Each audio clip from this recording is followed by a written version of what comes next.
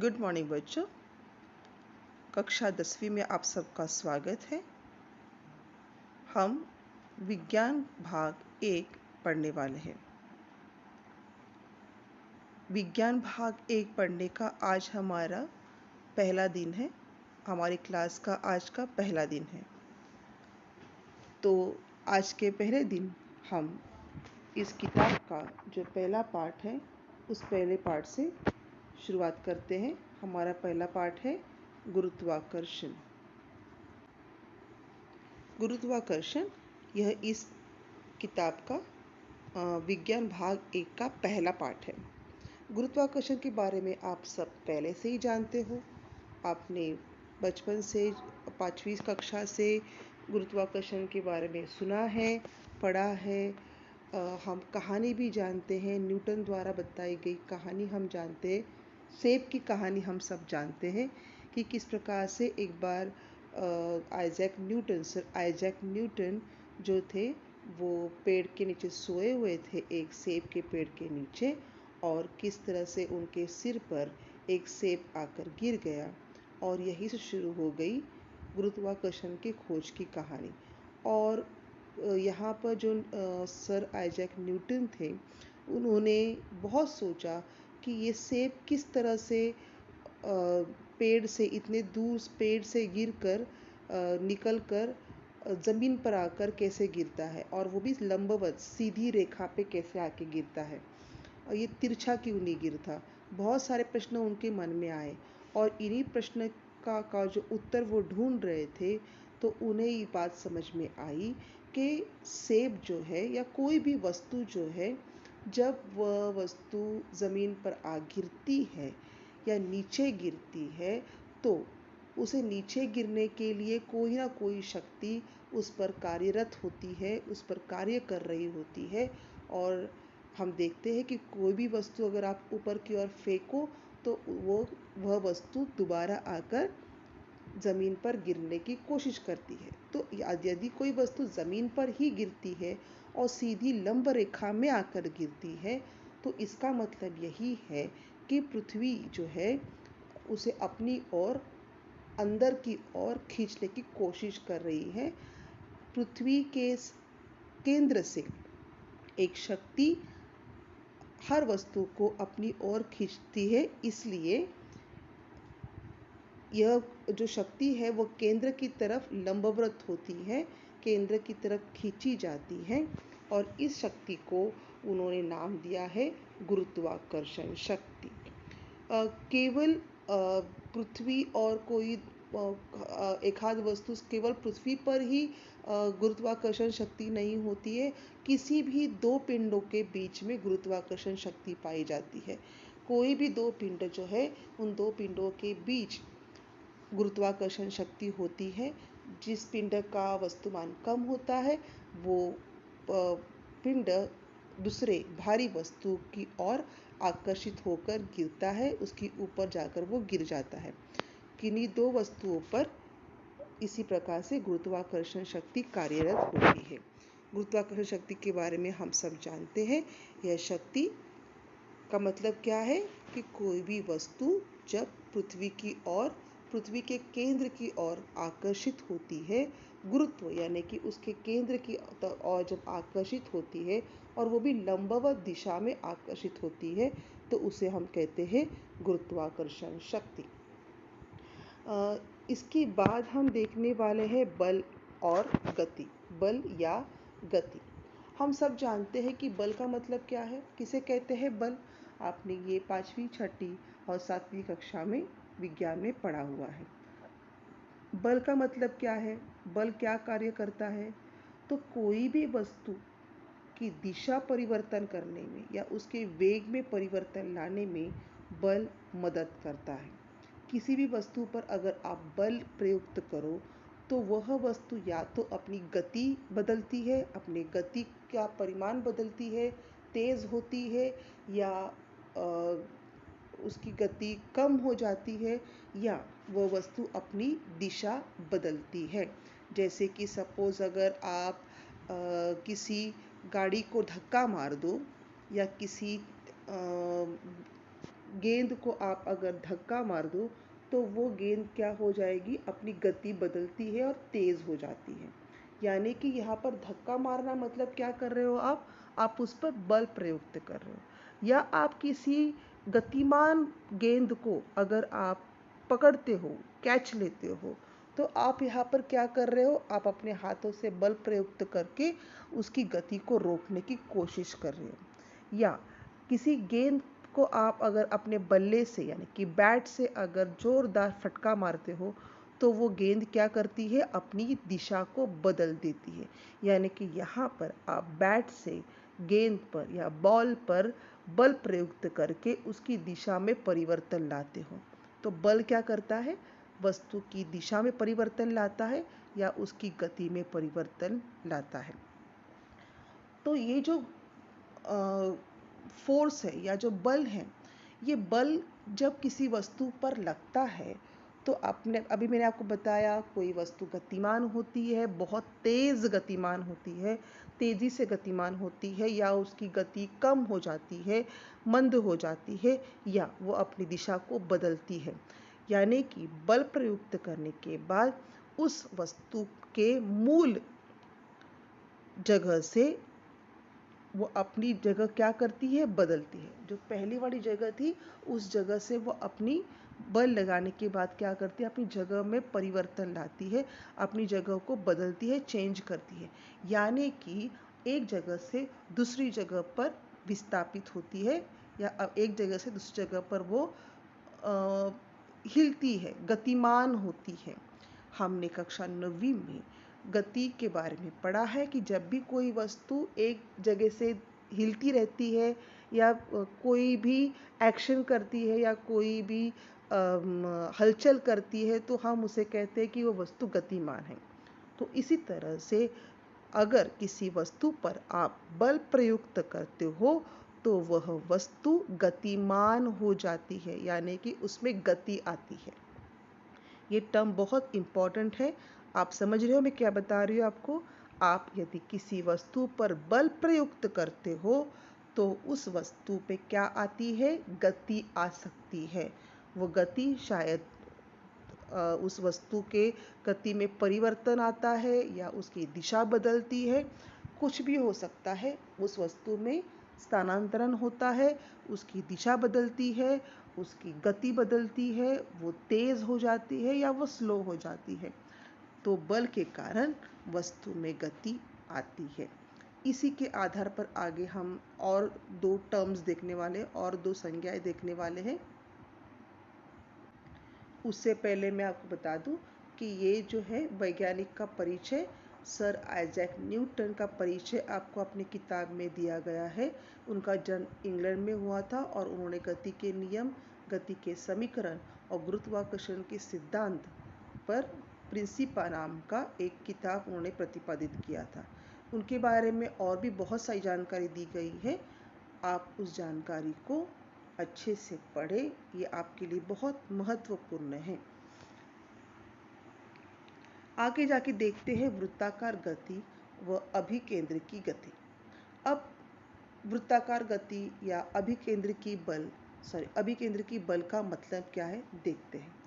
बचपन में बहुत बार आपने हाथ में लगोरी लेकर आप उसे बहुत जोर जोर से घुमाते होंगे।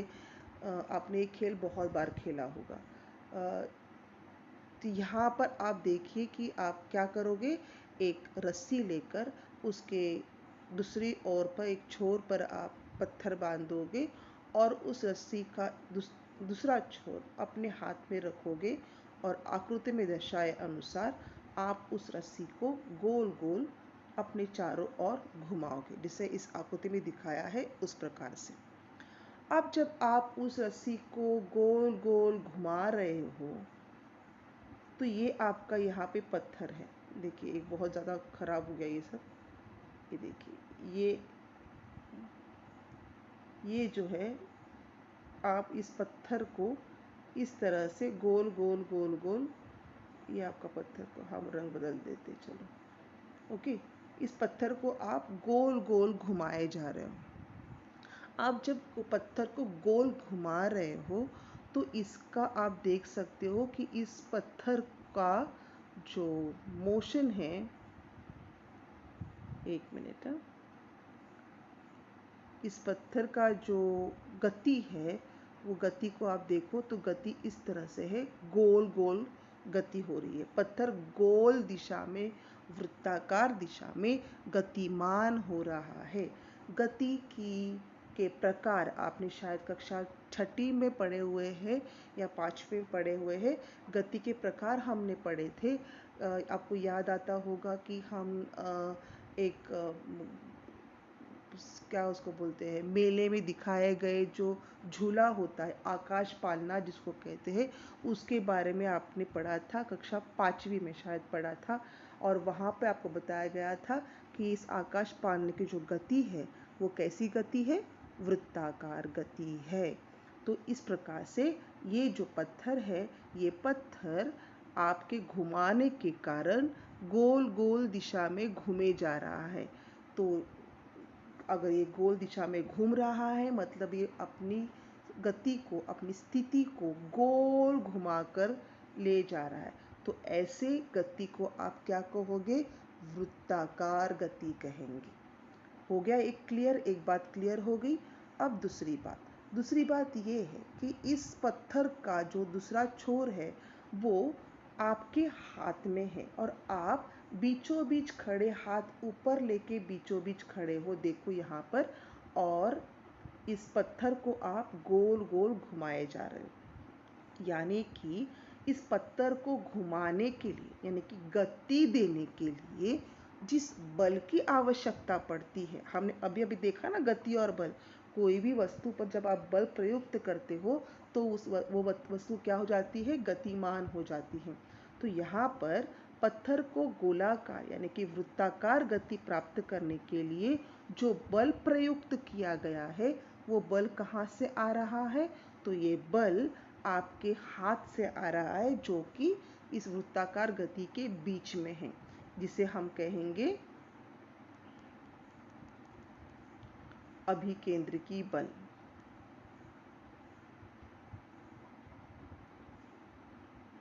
ठीक है, तो वृत्ताकार गति और अभिकेंद्रकी बल, इन दोनों के बारे में आप अब जान गए हो, समझ गए हो। इसी वृत्ताकार गति और अभिकेंद्रकी बल की सहायता से केपलर नामक वैज्ञानिक ने केपलर के 3 नियमों का प्रतिपादन किया है।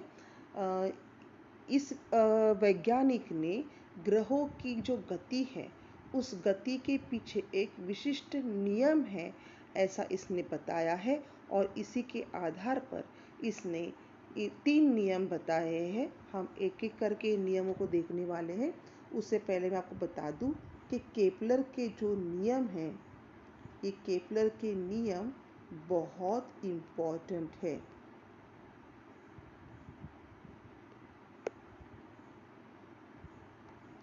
केपलर के जो नियम हैं, ये केपलर के नियम बहुत इम्पोर्टेंट हैं। ये इम्पोर्टेंट पार्ट है, परीक्षा में पूछा जाता है हमेशा। आप जितने भी पीछे वाले पेपर है आप सब देखिए, इन नियमों के बारे में परीक्षा में प्रश्न होता ही है। या तो बड़े प्रश्नों में होता है या छोटे छोटे प्रश्नों में होता है, 1 अंक या 2 अंक के लिए।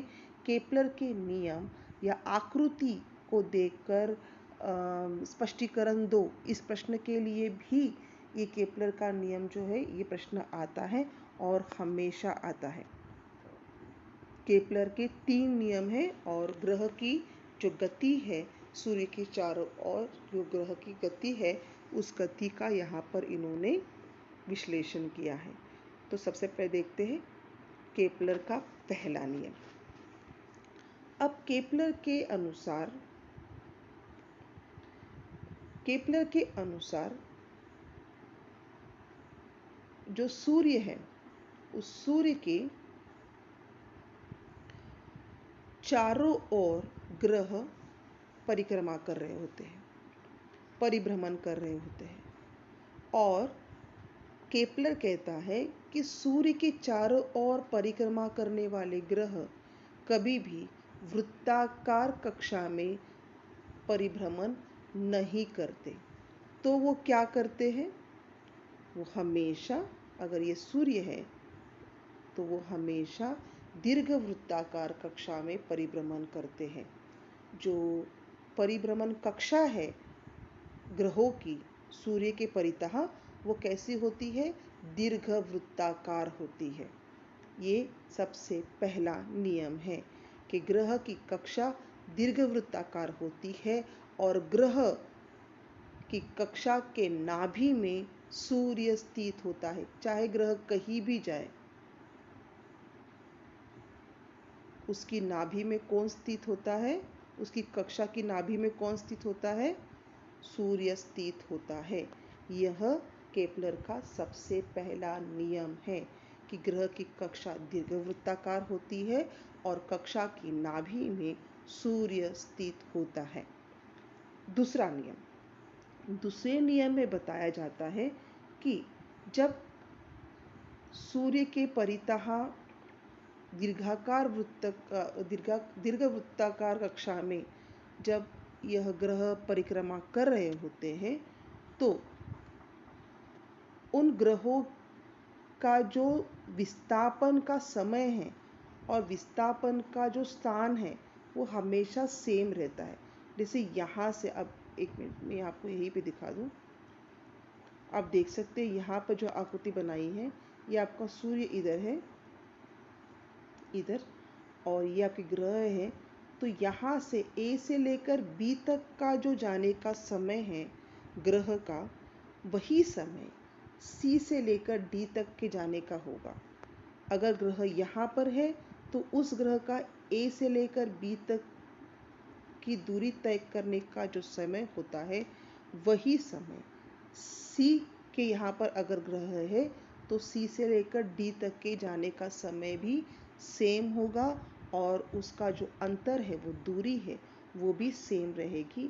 और इसी के आधार पर ये जो आपको देखना ट्राइंगल बन रहा है यहाँ पर, ये ट्राइंगल और ये ट्राइंगल और ये ट्राइंगल, इन तीनों के बीच का जो क्षेत्रफल है, वो क्षेत्रफल, तीनों क्षेत्रफल समान होते हैं। चाहे ग्रह परिक्रमा के दीर्घवृत्ताकार कक्षा में कहीं पर भी हो, वो समान दूरी तय करता है। उसका जो स्पीड है वो सेम रहता है। A से लेके B और C से लेके D और E से लेके F तक के जाने का समय सेम होता है और उनसे बनने वाला जो क्षेत्रफल है, वो क्षेत्रफल भी कैसे होता है? समान होता है। देखिए केपलर का दूसरा नियम क्या बताता है? ग्रह को सूर्य से जोड़ने वाली रेखा समान कालावधि में समान क्षेत्रफल व्याप्त करती है। बहुत इम्पॉर्टेंट है। मैं आपको दोबारा एक बार याद दिला दूँ कि ये बहुत इम्पॉर्टेंट नियम है, परीक्षा में हमेशा पूछे जाते हैं। इसके बाद तीसरा नियम देखिए, ये भी बहुत इम्पॉर्टेंट नियम है। ये नियम के अनुसार सूर्य की परिक्रमा करने वाले ग्रह का आवर्तकाल, आवर्तकाल का मतलब क्या है? यहाँ से लेकर दोबारा यहाँ आना, दोबारा यहाँ से लेकर यहाँ आना, ये जो बार बार घूम घूम के वो एक ही जगह पे आ रहा है, इसे कहते हैं आवर्तकाल। ये जो लगने वाला समय है, इसे कहते हैं आवर्तकाल। तो ये जो आवर्तकाल है, इस आवर्तकाल का अगर हमने वर्ग लिया तो वो वर्ग और सूर्य से उस ग्रह का जो अंतर है, उसका औसत अंतर का घन, औसत अंतर का घन, यानी कि आवर्तकाल का वर्ग और सूर्य और ग्रह के बीच के अंतर का जो औसत निकाल रहे हैं हम, उसका घन कैसा होता है? समानुपाती होता है। ये क्या है? आवर्तकाल का वर्ग। ये क्या है? दोनों ग्रहों के बीच, सूर्य और ग्रह के बीच के अंतर का घन। सूर्य R क्या है? तो R है ग्रह की सूर्य से जो औसत दूरी है, ग्रह और सूर्य के बीच की जो औसत दूरी है उसका घन। टी क्या है? आवर्तकाल है। और आर क्या है? ग्रह और सूर्य के बीच की औसत दूरी है। तो इसका वर्ग और इसका घन ये दोनों क्या होते हैं? समानुपाती होते हैं। बहुत ही इम्पोर्टेंट है ये टॉपिक। तो हमने अभी देखा कि किस प्रकार से केपलर ने 3 नियम बताए और मैंने आपको बताया कि केपलर के ये तीनों नियम बहुत इम्पोर्टेंट है, प्लस इसकी ये आकृति इम्पोर्टेंट है। और ये जो तीनों नियम हैं ये तीनों नियम बहुत ही महत्वपूर्ण है। आपने ये तीनों नियम अपनी कॉपी में लिखने हैं आकृति के साथ। आज के लिए इतना काफ़ी है।